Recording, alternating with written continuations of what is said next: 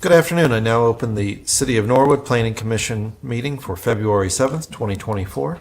Mrs. Town, would you please call the roll? Mayor Schneider, Present.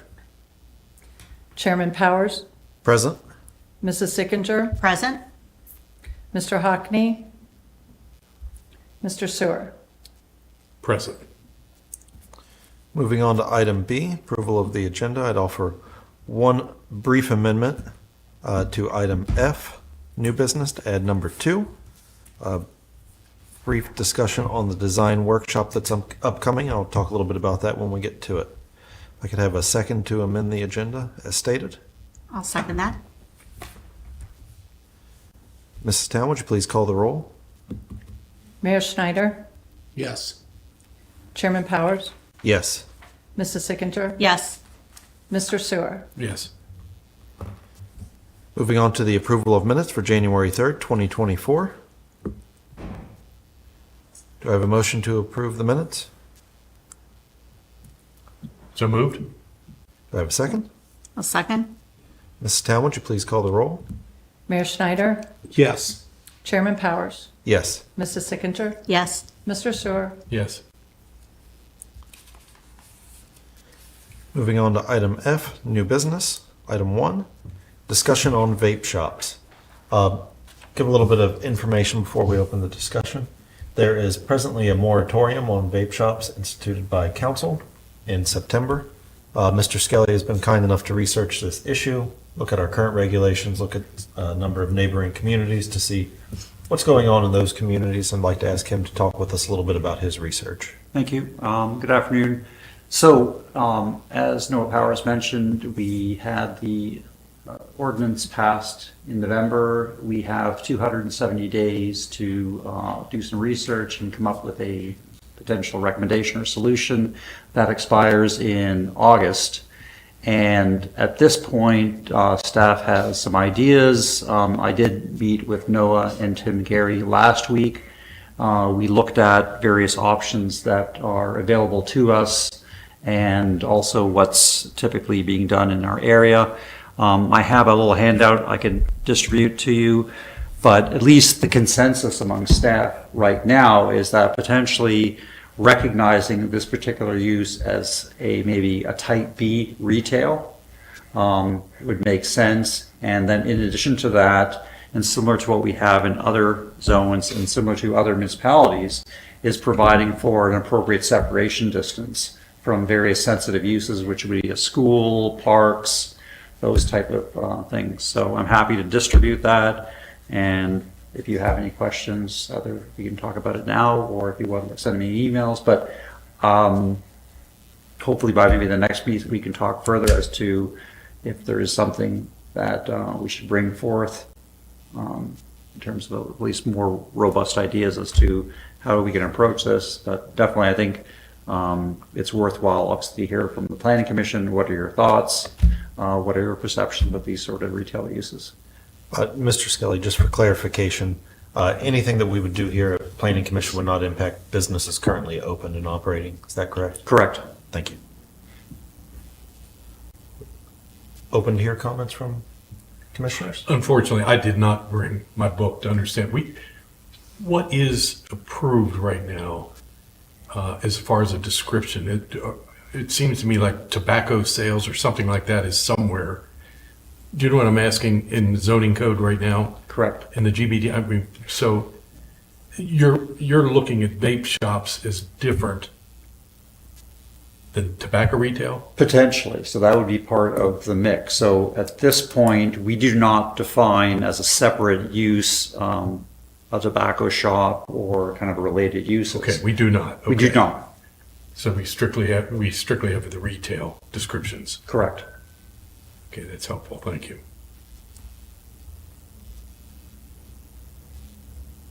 Other discussion? I'll say that I do agree with the thought to move this to a Class B retail and to do specific setbacks on schools, public parks, and the public library. I think those are all reasonable places that we should have some separation from due to the number of children who are attending those places. my opinion would be something between 500 and 750 feet as a setback would be appropriate.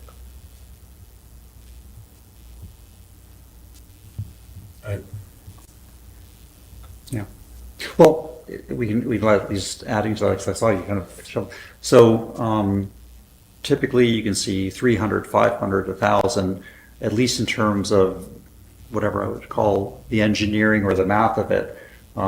Institute for Transportation Engineers typically uses a factor of around 3.2 feet per second for walking. And the psychology of it is that most people are kind of lazy. They don't typically like walking more than 5 minutes. So lo and behold, if you do the math for it, typically 1,000 feet works out to just over 5 minutes of a walk. So that's why sometimes you see that, whether it's a more, I wouldn't say obnoxious use, but something where you want to have a decent separation, that's where the logic factors in. If it's sometimes more for a visual separation, a factor of 100, 300 feet might be desirable. But if it's something where you're trying to preclude people from physically going there, i.e. walking, you need at least 1,000 feet. And in what zones would this Class B retail be approved? And you don't need to answer it. I think it needs to be part of the. So I think, again, that's subject to discussion, but typically a Class B would be in the more general commercial zone. So Surrey Square would be a good example. Okay. So it'd be the central business district and the general business district. Correct. Or again, if we decide to exclude that because it's a more prominent area of the town, but that's again something to discussion. So like I said, we don't have a definition for a vape shop. It is a slightly different use, so we could approach it from that standpoint. Okay, I mean, that's the only thing that I was curious about is what zone, and then also, is there something that you could put in there about restricting the amount of neon lights or LED lights? That's a good question. I think, do we have restrictions right now for neon?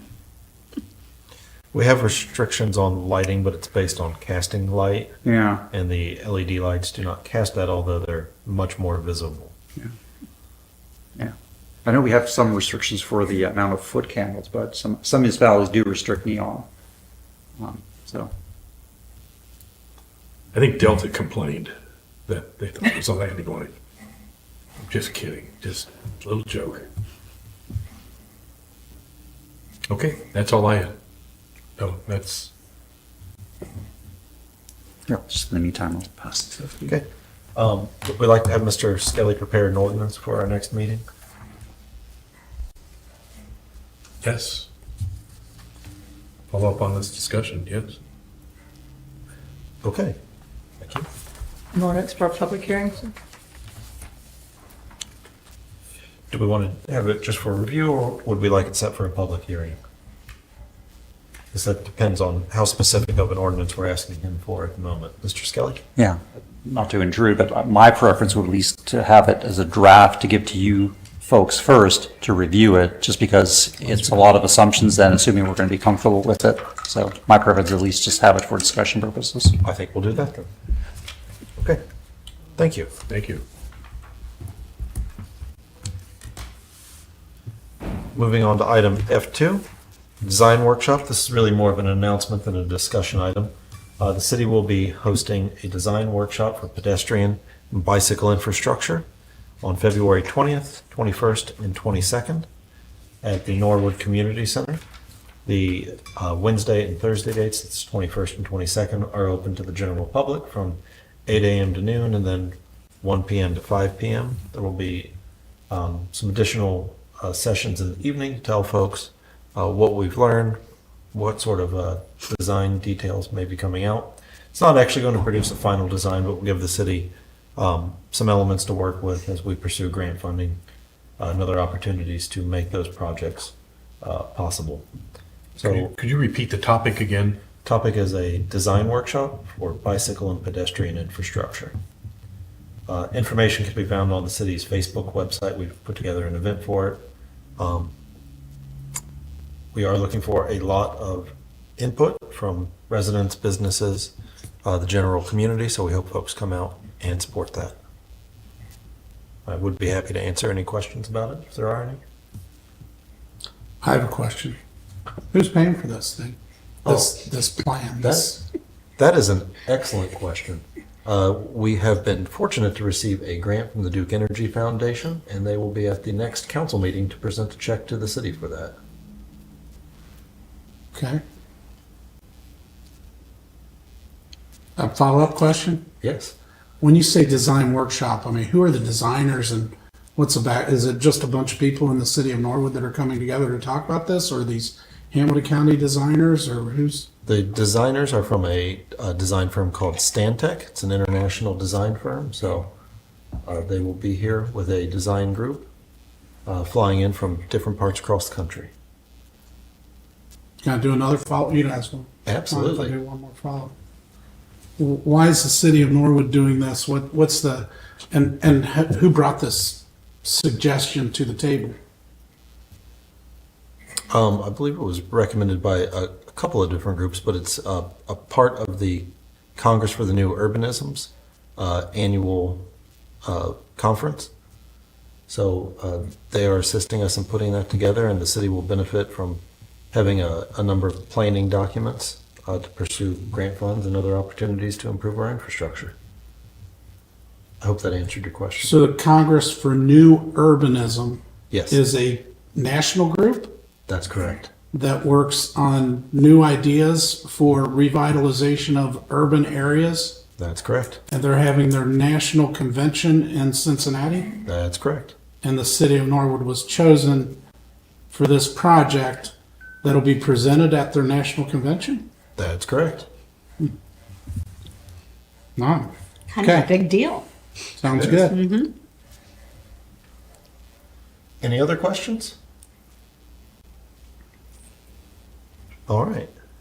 We'll move on to item G, old business. Number 1, discussion regarding food trucks. We've had some discussion on this in the past. Mr. Skelly does have an ordinance prepared, not for us here today. Before we brought that back, we wanted to make sure that what we would bring would be in alignment with what the commission would like to see. So we wanted to have a brief discussion on that today. Mr. Skelly, can you update us a little bit on some of your thoughts? Sure. Just to start with some background. So with regards to the regulation of food trucks, there's really two approaches that'll make it work. There's the zoning approach, and then there's the licensing approach as the business licensing. And the reason why we kind of need those two approaches working in tandem is that, first off, for zoning, zoning is a regulatory tool that works with regards to something that's stationary and fixed to the ground. So the concern of the city, as I'm interpreting it, is that we have concerns for these operations being stationary on a particular property for either under or over typically what the state legislative time frame, which is 40 days.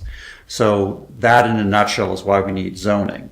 To correct that, it's a very easy fix. We need a definition for a food truck, and then at least in terms of current drafting that we have right now by staff, is basically a paragraph just to clarify that having it permanently affixed to a particular lot is illegal, and we encourage it to be operated elsewhere, and we can provide some exceptions to that.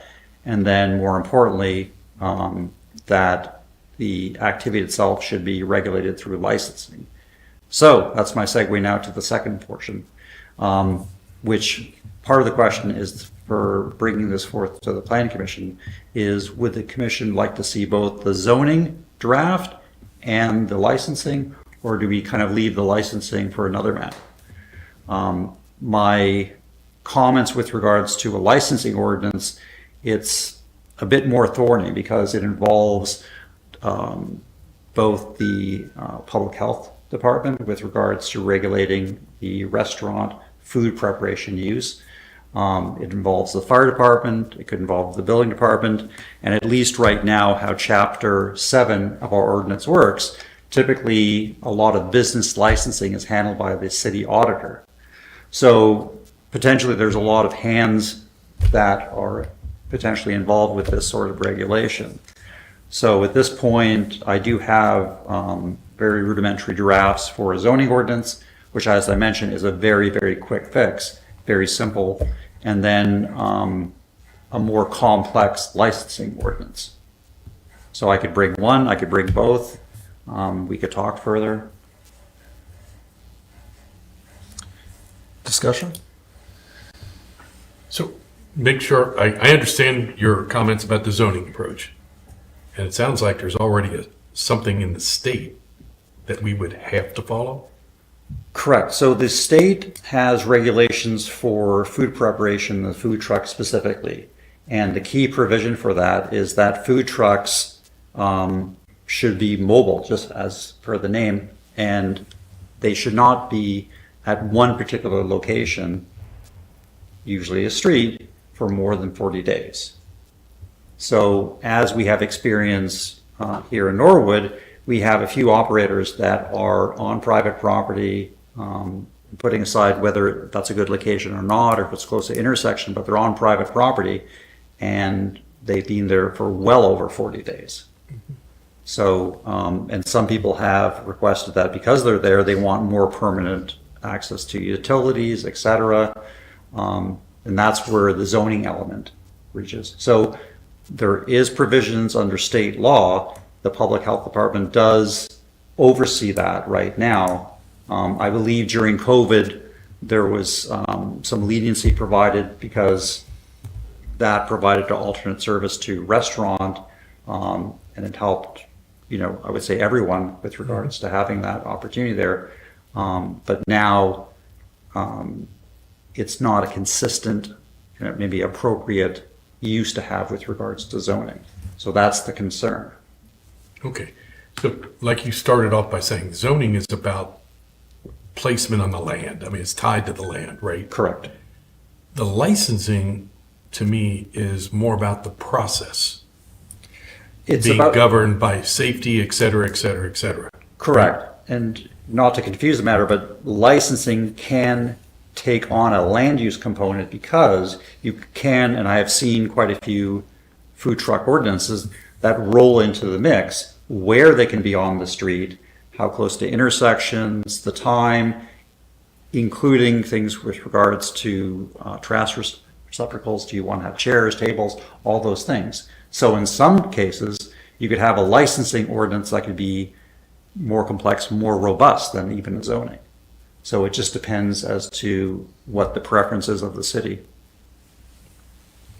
You mentioned an exception. What would that exception be?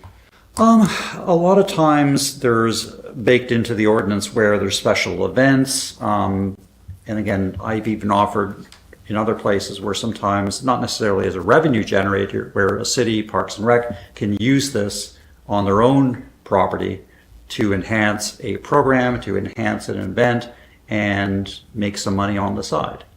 So that's an opportunity for that. There's also sometimes people do use food trucks as a catering service when they have private parties, a wedding, etc.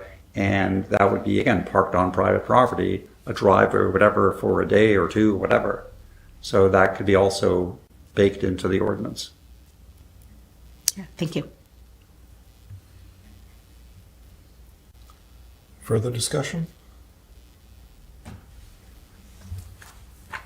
I would think the planning commission should look at the zoning part of it first and then go down the other avenues as necessary. And we make sure we do the zoning part correctly.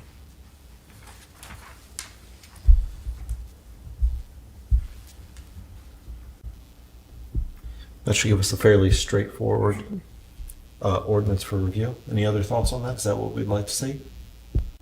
I agree. Okay. Mr. Skelly, if you would prepare that for us to discuss at our next meeting, we would appreciate it. Well, thanks. Okay, moving on to item H. Excuse our absent member. Do I have a motion to excuse Mr. Hockney? So moved. Do I have a second? I'll second. Mrs. Town, would you please call the roll? Mayor Schneider, Yes. Chairman Powers, Yes. Mrs. Signature, Yes. Mr. Sewer. Yes. Moving on to item I, adjournment. Do I have a motion to adjourn? Make a motion. I second that motion.